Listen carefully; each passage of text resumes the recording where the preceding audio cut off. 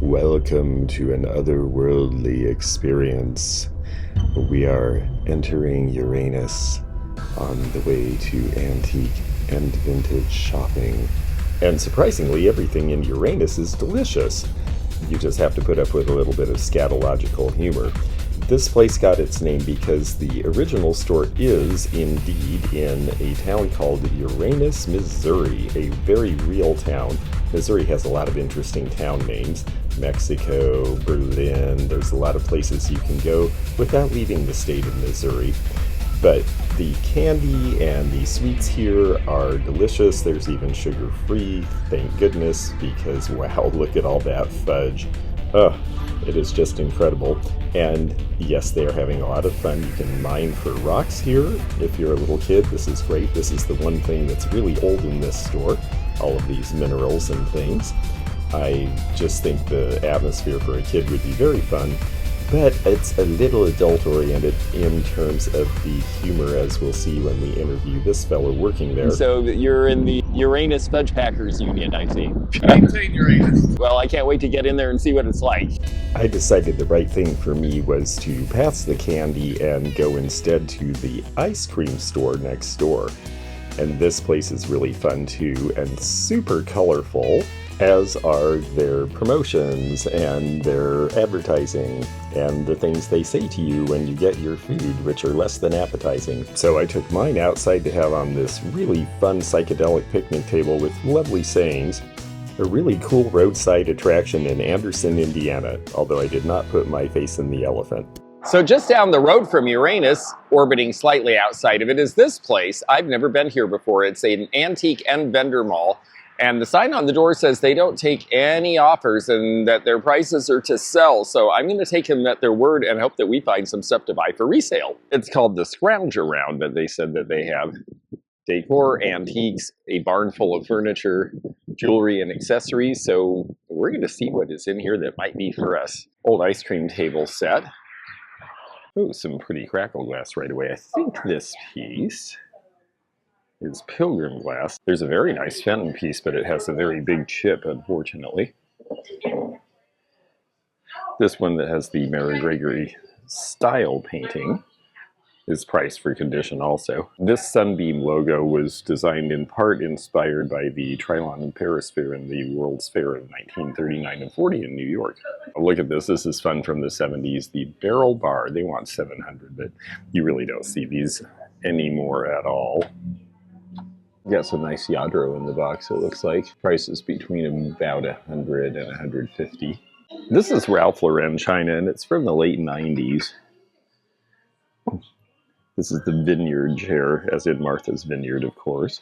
Made in Portugal because the 90s were when Portuguese ceramics seemed to be in the North American market the most.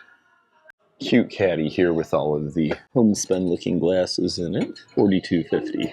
This is cute. Lots of kitchen stuff in here, including the old stove. Priced at $3.25. Chambers gas range. Oh, a gas chamber. That doesn't sound good. Relaxation machine. Getting woken up over and over. That's really relaxing. The old Griswold is pretty used up on the bottom there, but this piece from 1991, again, some of these late 80s, early 90s molds are starting to be collectible now. We are very close to Indianapolis, so we're going to see Motor Speedway stuff and this Vernon Kilns plate. This one is a Louisville stoneware from the 1990 Indy 500. Definitely a collector for these things around here. Great price on this. I think the glass has been replaced, but they did a great job if they did. Look at that. It's a rose with a little bit of color. $125. I mean, what a bargain. These cabinets just aren't selling for much these days, but I do think this one's pretty handsome. And that might be original glass. Now it's a vendor and decor mall too, and these are bright, happy booths. They just don't have a lot of these, which is what I'm looking for. But a little bit. This is an antique piece of glass here. This is Viking Georgian, the salt and pepper shakers behind. Once they get corroded like that, though, you really have to find a new top, or they're just not going to sell. This little pink table, this tray table, is very simple, but very, very cute. It's $22. It's got hexagonal screws, so I think it's probably 80s, but I really think that's kind of sweet and would make a good display table. Aluminum surrounds in the 1930s of fancy plates. That was a popular thing. Here's a bunch of Pyrex and Arcopal and various glass bake patterns. They all have that avocado. I'm seeing a lot of this green starting to come into antique stores. It's funny, we saw the other 60s and 70s colors come before, but now I'm seeing avocado appearing a lot, along with pink. I think these are by the company that did thermoserve glasses. Patent pending, made in USA. Oh, okay, this is a different company, actually. These folks drinking are a little bit comical, and I think this stuff's kind of fun. I hate to drink alone. Aw, staring at himself in the mirror. That's sad. I just came to borrow some ice. And they want $6. Is that per or for the set? Because if it's for the set, it's per. Yeah, because I think $6 each is about right. Left in China did these in the 60s. They're a send-up of Victorian ware, including milk glass by Westmoreland, but these are porcelain, hand-painted with the roses. There's our Lefton stamp there, and the sticker, $10 each. There is some vintage fashion here. Some mid-century glass, some Empoli I see. This looks like a Costa Boda piece down here, priced at $14.99. But the bicoloration means that it's someone else who's just using it and using the shape and doing a different, not quite as good quality of glass in it. This was a big thing about 30 years ago, or at least they tried to make it a big thing. The idea behind this doll was that she was proportioned like a normal American woman and did not have Barbie's figure and was more realistic. It was definitely for ages over 3, but I think it was pitched for women who were mothers over the age of 30, and that's why she wasn't more popular with little girls who were the market. However, they're kind of hard to find now. They've got $16.75 on this one. Like a lot of vendor malls, you're going to see a mix of general housewares, newer items, some old items. Ooh, I wish they hadn't taped over the gold. People don't do this when you're merchandising. I know you're worried that someone's going to drop the shot glasses or lose part of the set or break the stopper, but this is guaranteed to take that gold off. And it's ugly looking. Who's going to buy that? There's ways you can seal things that are a little less obtrusive. Well, here's an obscure thing if you're a North American soccer fan. The Wichita Wings, who were very successful for a while as an indoor league team, got Andy Chapman, who was an English forward, to come and he set their scoring record that year. Love Is out of the 1970s, $7.99. That seems to be about the price for that. A fair number of people remember that cartoon if you're old enough. Billy Campbell, running back, Philadelphia Eagles for McDonald's. Interesting that these are all here considering we're nowhere near Philadelphia. Canasta. So I guess while you're playing canasta and having a drink, you won't forget how to score. These are cute. There is a small red mark on the bottom I'm trying to identify. They look Nippon, and I'm certain that they are. Hand-painted Nippon, there we go. $14.99 for the 4-piece set. This is the Tiara Duchess bowl. This is an old pattern that they picked up and did more of in India in a glass in the 1970s, and this one's priced at $15. Handmade Masonic ashtray underneath it. I like the spatter glaze. And here is a whole bunch. I just sold a Charlton decorated Fenton vase this morning with Heidi on her 10 at 10 show, right after Teak Stock, which I'm driving home from. And here's a bunch of Westmoreland pieces.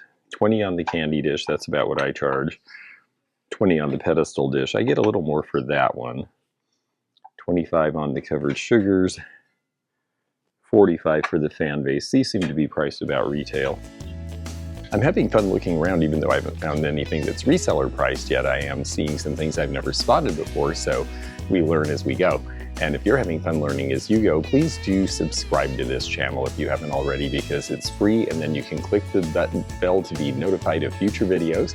That way we can keep in touch with you and tell you about all our adventures and bring you along with us.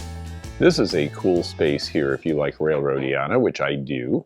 I don't know that they're going to be priced in a way that I could buy them for resale, but they seem to be priced fairly for what they are. These are railroad lanterns, New York Central lines with the embossed, and that is $85. This one here on the left is another New York Central, and it's a little earlier and a little more valuable. An old watch your step sign, which is not for sale. These trustee badges had to be put on the side of railroad cars because certain trusts would own the railroad cars and then lease them. It was a way to put money through the system. It was complicated, and so they had to have that on it to designate that your car belonged to you. That was $125. It's from the 50s. 3-track sign for $65. That seems about like what they go for. And then there's some interesting engine classification lamps like the one on the right there. The one in the middle there is a track walker's lamp. That's why it's a little broader, because you have to cast the light a little bit farther when you're walking the track looking for things. And then this one is a really neat, very handsome brass piece. And it says it doesn't have any markings, but it looks English to me. It may have been made in India for the English market. A lot of the square lanterns seem to be from England. Chesapeake, Baltimore, and Ohio Railroad, $20. Come in, no smoking. That actually seems pretty cheap. This is going to be from the 1960s, where they're starting to merge the railroads, and the depots are becoming more and more self-service because fewer people are taking the trains. The big 4-way signal lanterns here are great. $250 for the one in the middle, $225 for the one on the left. These prices are really perfectly fine for what they are. All of them are in the range of what these things should sell for. Brass plumb bobs, and these are useful for surveying, but they're also just kind of neat looking, and he's got all sorts of varieties. Fun thing to collect, not expensive. The most expensive was the Dietschen in the box. The rest of them are all in about the $12 to $15 range. New York Central Railroad conductors jackets, that would be fun to wear to Halloween. And then just like they had the serial badges for cars, they also did serial badges for railroads in the 1950s. And they covered all sorts of railroads that are long gone. The Wabash that was here in western Indiana, the Northern Pacific that ran out to Seattle. Union Pacific's still around. B&O is part of a much larger company now. Santa Fe is part of Burlington Northern, which used to involve the Burlington route, the Great Northern, and the Northern Pacific. So it's all become very consolidated. But these are a fun collection reminding us of when you connected to a lot of different railroads to get across country. This is cool. Here's a bunch of 1930s depression glass and some reds and amberinas with cadmium that are all lit up in a case here. You notice the Blanco jonquil does not light under a black light. It does not have the same chemicals, even though they got that bright yellow. I always wondered how they did it. The classic 1950s wicker bathroom hamper. Not too many of these left. $12.50 is really inexpensive if this isn't bashed up. And I can put things in it and carry them to the next show. It looks reasonably clean inside, which is another consideration. I don't see any damage at all. And I think it was repainted by some owner many, many years ago. Nope, look at that. Yeah, okay. It was originally a silver color or a white. But you know, I don't mind this. I think that's kind of cute. I especially like that faux marbling. I think that really makes it. So I might take this and I can sit on it until I sell it. These days, this is a pretty decent price. Only $40 on the barrel end, the plastic one that would have hung in a bar around 1980. Very pretty ring quilt, but boy, we're in the part of the country where quilt mania seems to be high, and that's priced at $195. I like the Mexican blanket, the piece underneath it, but it has run. They're not color fast. Some of the old ones are not. This is pretty for $20. This might be worth getting if the gold is good. Bohemian or Italian, I have a hard time telling which is which, honestly. The gold is just starting to ghost a little bit. If you don't use Windex on it, it'll probably stay stable. 2 regular jewels and then the flowers, those are a little different. I just sold a Roland and Marcellus, John Alden and Priscilla plate. A lot of English companies in the early 1900s did transferware with very elaborate scenes in color that showed various things like Oliver Twist by Dickens. This one's by Adams, priced at $8. Or this one, Queen Elizabeth, at Old Morton, 1589. This is the original Queen Elizabeth, not our late dearly departed. And this is Royal Dalton, so nice quality. They did a lot of rack plates, $8 on that as well. If you like the classics or English history or American history, or you want your kids to see things that remind them of those things so that they can learn too, well, some of those dinnerware patterns are kind of a fun thing that they can study while they wait for you to bring things out to the table. Marble and brass right from the 1980s. $45 for the pair seems like a better price than the original they had on there. How cute the child size 1960s lawn chair is. That's just really cool. $15. You can even have that for Fido. Ooh, the big old console stereo is sold right out of the early 70s. Let's see which one this was. A Magnavox, of course. Very similar to the one I helped price at the estate sale in Spokane, Washington. I wonder what they got for this. Now this is more of a decorator space. They've got a colorway, it's nice together, it's very cute. It's very pleasant to look at. It doesn't have a lot of antique and vintage stuff, but I like shopping these spaces because sometimes they do put in a few things that are really vintage, and they may price them just decoratively. Now $35 less half off on the suitcase is about the right, because $35 would be the decorator price. But over here we have this mask, and this is Mardi Gras. One of the Mardi Gras jester masks with the ribbon. I believe this is 1980s, and yes, this is this company from New Orleans. Those, along with clay art from San Francisco, are the two that I actually seek out right now.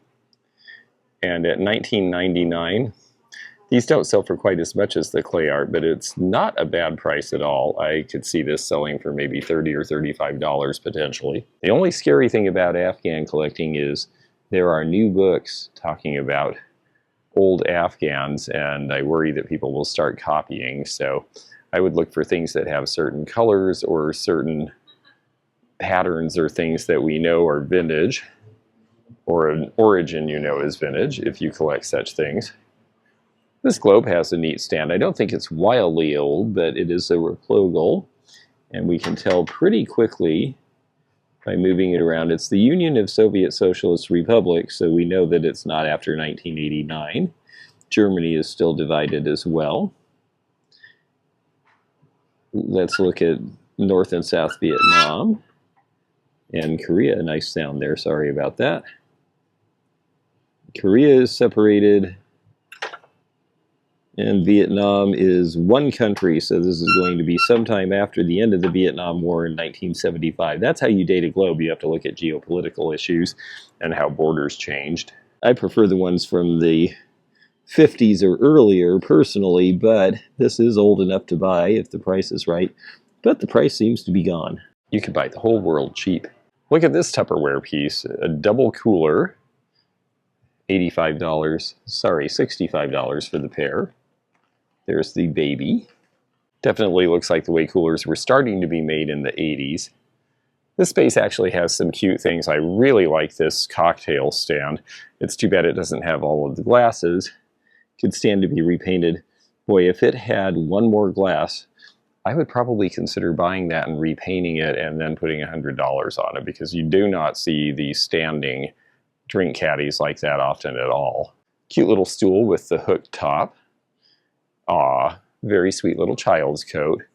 The classic McCoy butter churn jar. This space has a lot of things that are collectible.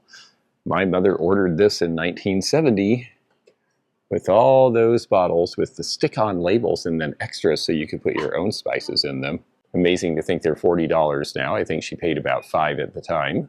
But then again, that was 50 years ago. Palm tree glasses.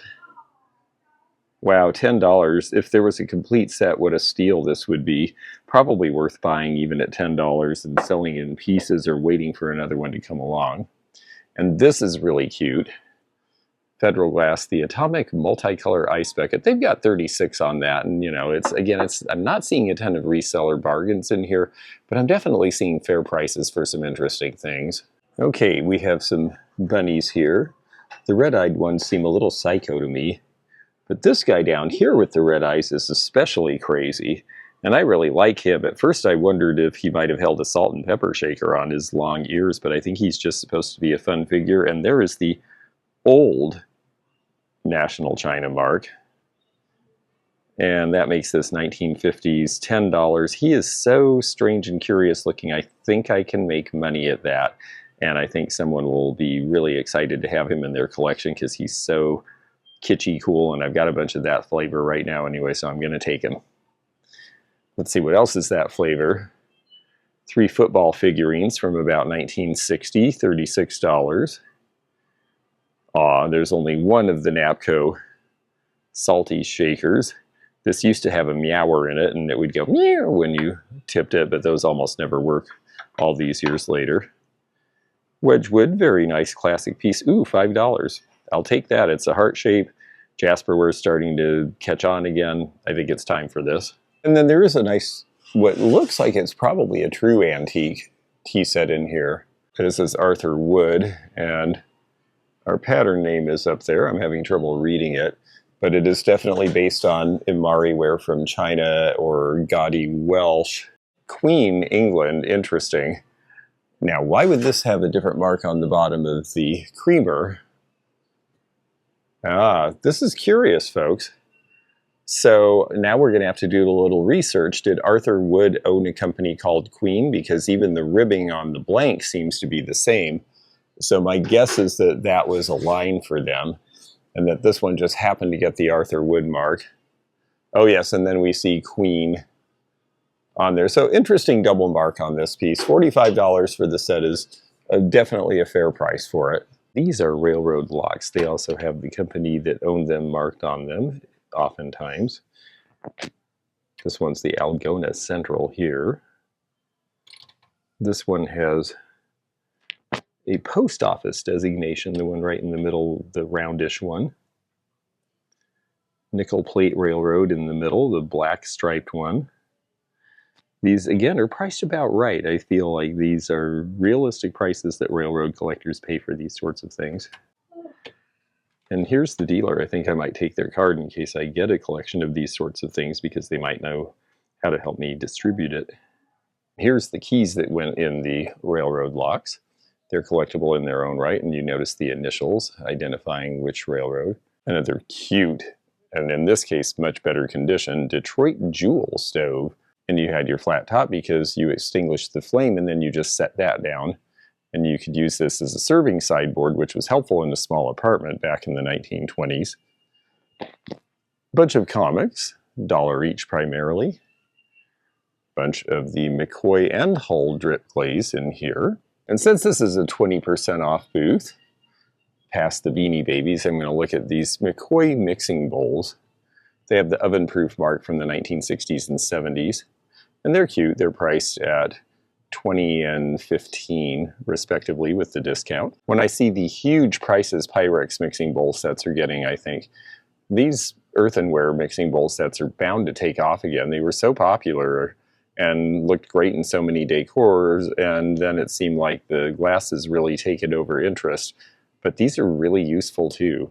We have found out recently that some of these picture discs, you have to be careful and make sure that they have the rights to issue this music because eBay has pulled a lot of bootlegs.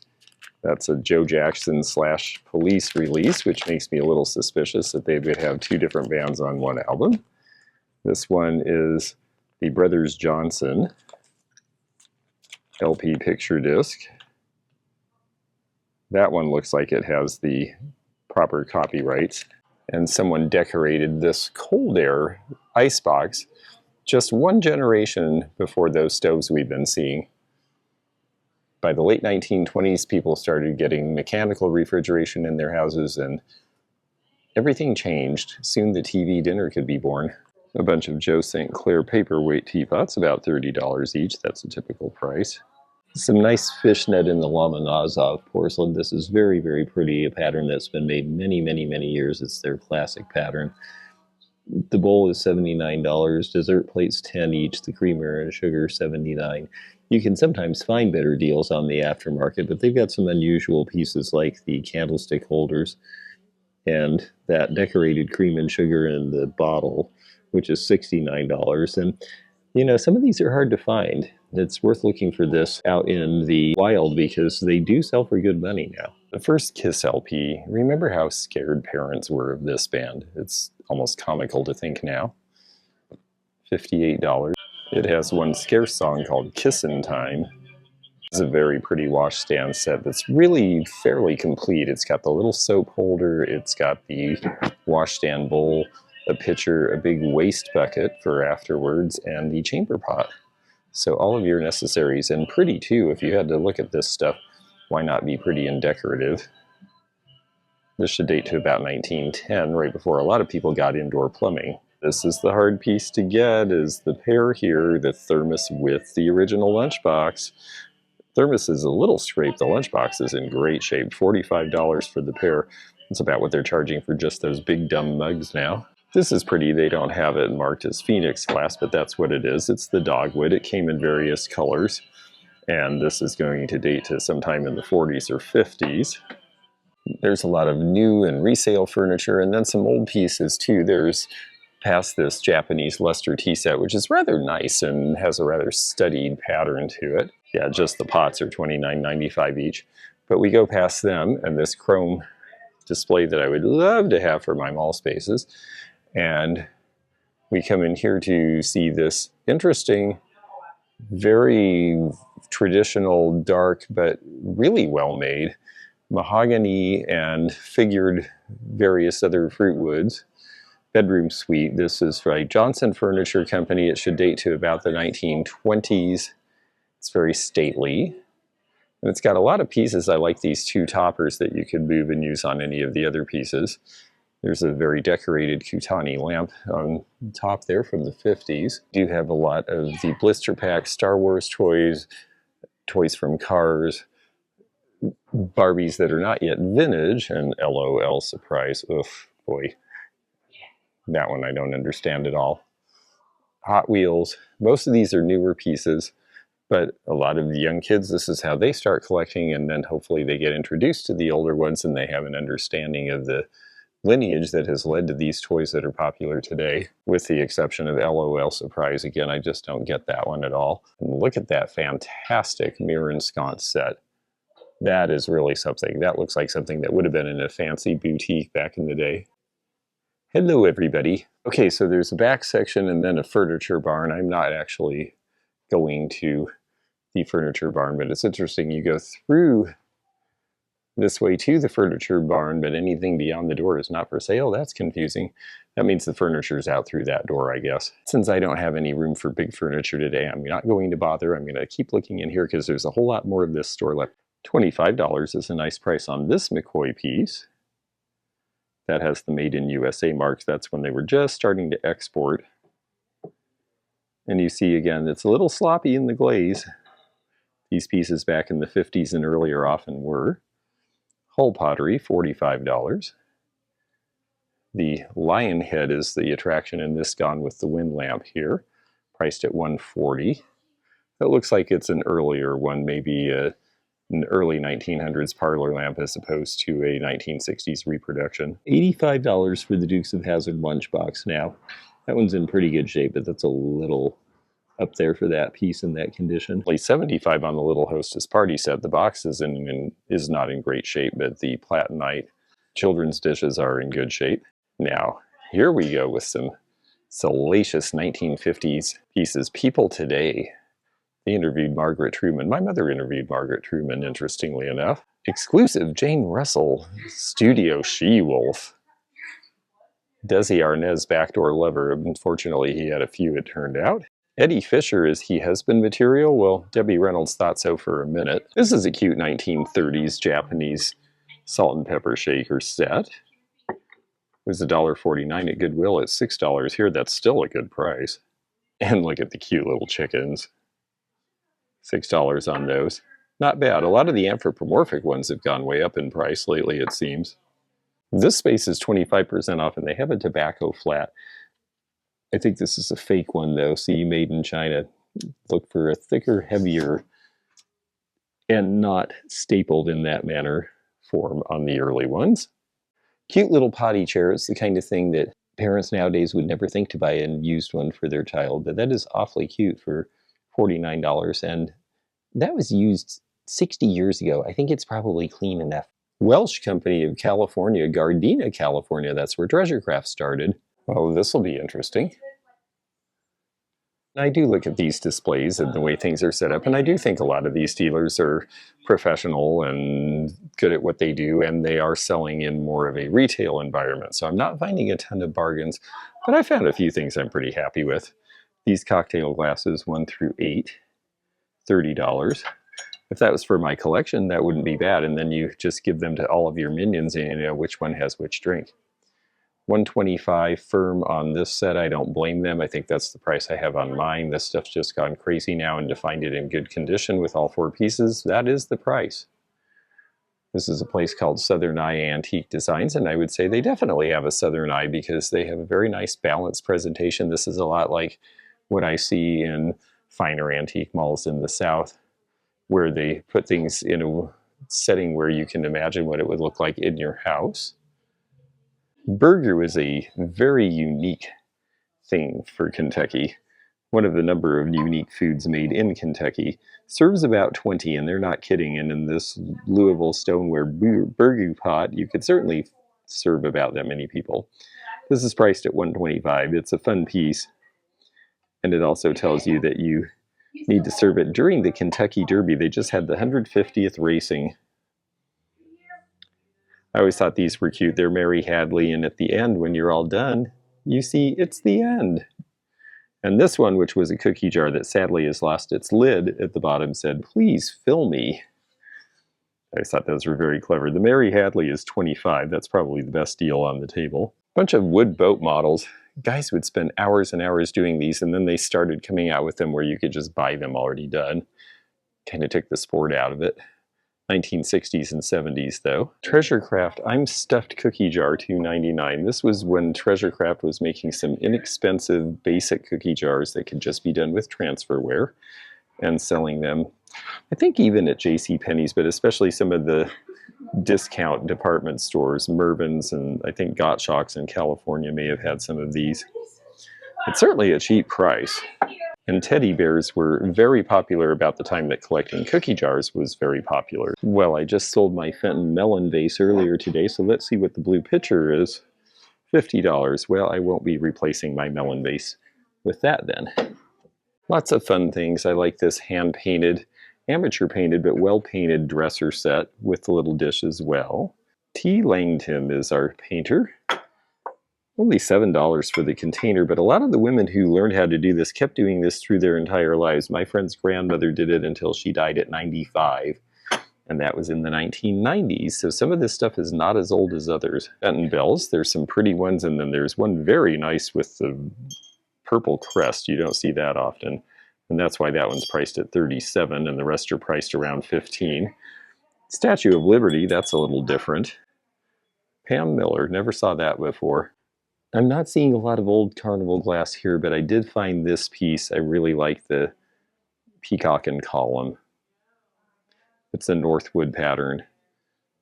Very pretty blue, and they were only asking $14. That really seems so reasonable when I think of what these used to sell for and how much work went into them. Parrot transferware from about 1920. I've had this bowl and sold it in Florida several times now. Made in Germany for the Erfila Company.